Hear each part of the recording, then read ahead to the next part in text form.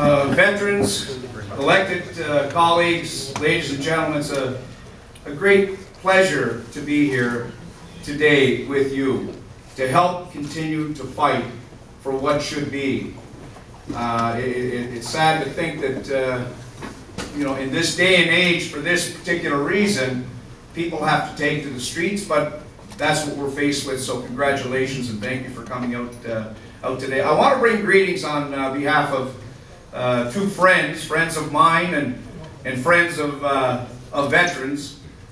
First was, and he's no stranger to you folks here, is Peter Stauffer, the NDP member for Sackville Eastern Shore, a great champion for veterans, and Frank Valeria.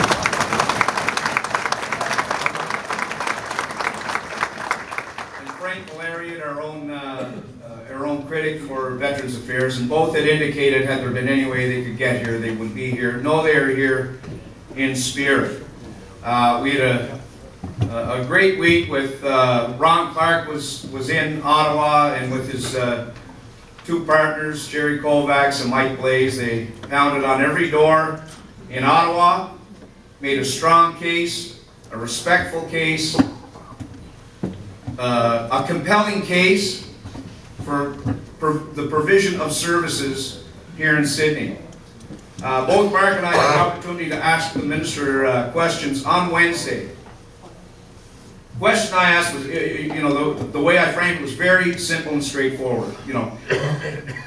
Instead of lecturing veterans, listen and learn.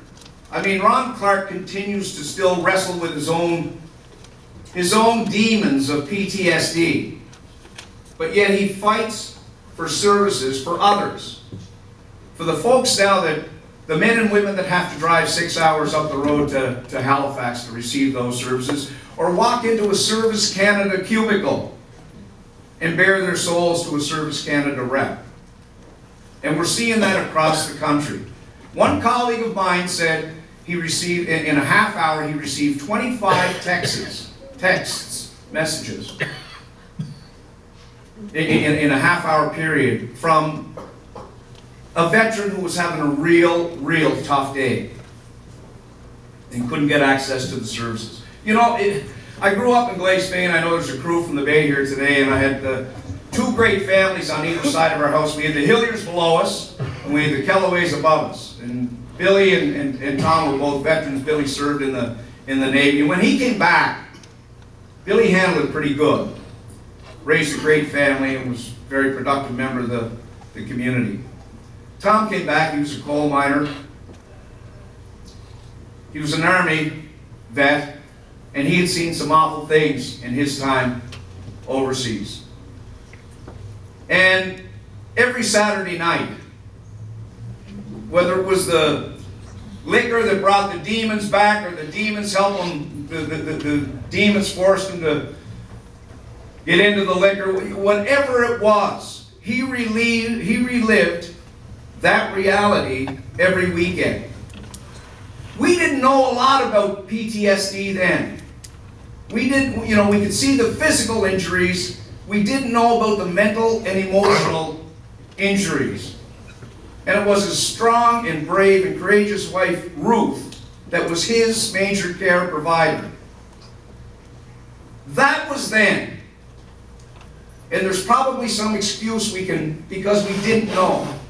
But this is now. And we know the difference.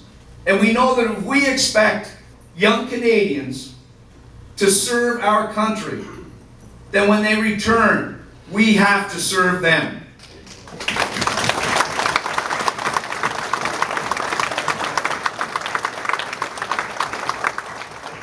What you're doing is right.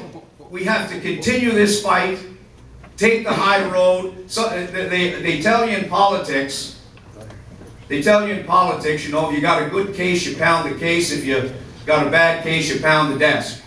Well, I'll tell you, this case is obvious. We will continue to pound the case for services here in Sydney. Thank you very much.